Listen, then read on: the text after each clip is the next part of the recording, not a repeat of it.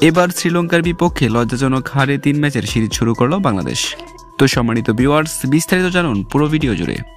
বাংলাদেশের বিপক্ষে 3 ম্যাচ টি-20 সিরিজের প্রথমটিতে আগে ব্যাট করে 206 রান সংগ্রহ করেছিল শ্রীলঙ্কা। দলের হয়ে সর্বোচ্চ 61 রান করেছেন সাজিরাস হামাবিক্রমা। এদিন আগে টস জিতে প্রথমে বোলিংয়ের সিদ্ধান্ত নেন শান্ত। টাইগার অধিনায়কের লক্ষ্যটা পরিষ্কার, লঙ্কানদের যতটা সম্ভব কম রানে আটকিয়ে রাখা। সেই লক্ষ্যে টাইগার অধিনায়কের প্রধান অস্ত্র শরীফুল ইসলাম প্রথম ওভারে এনে দেন সফলতা। প্রথম ওভারের দ্বিতীয় বলে অভিষেকা ফার্নান্দোকে আউট করেন এই বোলার। তাসকিন আহমেদ পাওয়ার প্লেতে উইকেট নিতে না পারলেও সুইং দিয়ে শ্রীলঙ্কান ব্যাটারদের দারুণ পরাস্ত করেছেন তিনি। তবে শেখ মেহেদী হাসান তেমন কিছু করতে পারেনি। প্রথম ওভারে খরচ করেছেন 11 রান।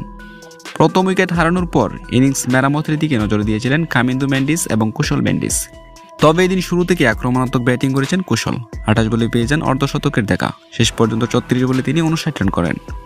শেষ দিকে জারিদ আসালাঙ্কার ব্যাটিং জোরে 20 ওভারে 206 রান সংগ্রহ করেছিল শ্রীলঙ্কা। 207 রানের লক্ষ্যে ব্যাটিং করতে নেমে শুরুতেই কে হারিয়েছে বাংলাদেশ। 0 রানে আউট হয়েছেন লিটন দাস। এরপর সৌম্য সরকার করেছেন 11 বলে 12। তাওহিদ হৃদয় শুরুটা ভালো করলেও শেষ পর্যন্ত 5 বলে 8 রান করে আউট হয়েছেন তিনি। নাজমুল হোসেন শান্ত এবং মাহমুদুল্লাহ রিয়াদ কিছুটা টানলেও শেষ পর্যন্ত লজ্জাজনক হার দিয়ে শেষ করেছেন ইনিংস।